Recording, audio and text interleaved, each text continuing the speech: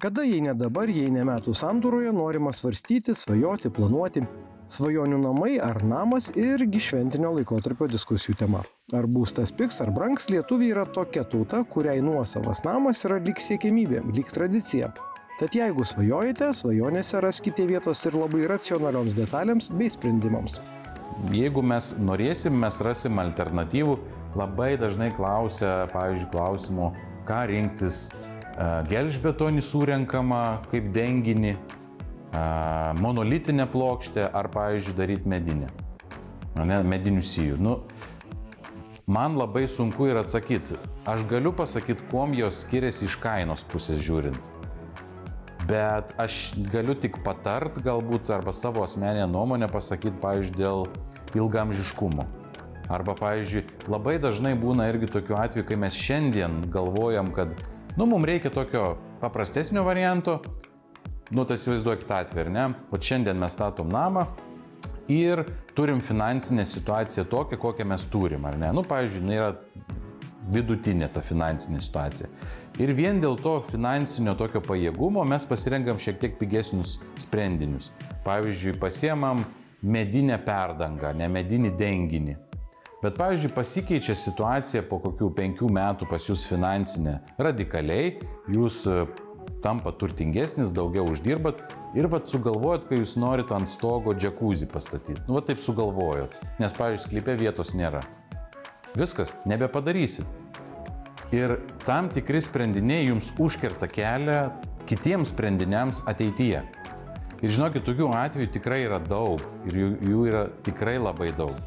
Pavyzdžiui, su tais pačiais saulės moduliais.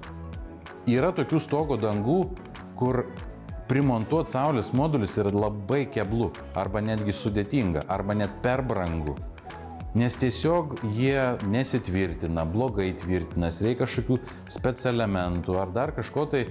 Ir tiesiog, įsivaizduokite, net kažkada žmogus statė namą, jis net nepagalvojo, kad gali būti kažkokių dar ten saulės moduliai.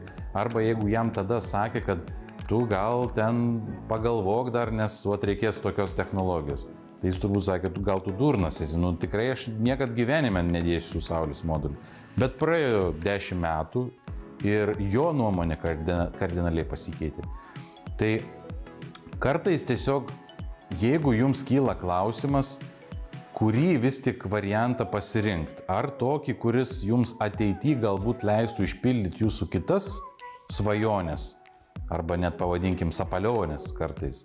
Bet jos yra jūsų, jos yra pačios geriausios, nes jūs jas sugalvojat. Ir pagalvokite tiesiog į priekį, kaip bus po 10 metų, kaip bus po, gerai, 20 galbūt metų. Negalvokim ten apie tos anūkus, vaikus, nes tikėtina, kad vaikai ar anūkai gavę jūsų namą jį tikrai parduos. Tai tikrai negyvensime. Aš kažkaip esu taip įsitikinęs. Nebent vėl mados pasikeis. Šiandien mada yra tokia, kad vaikai tikrai negyvena ten, kur gyvena tėvai. Nes dažniausiai jie gyvena kitam mieste, kitoj šaly.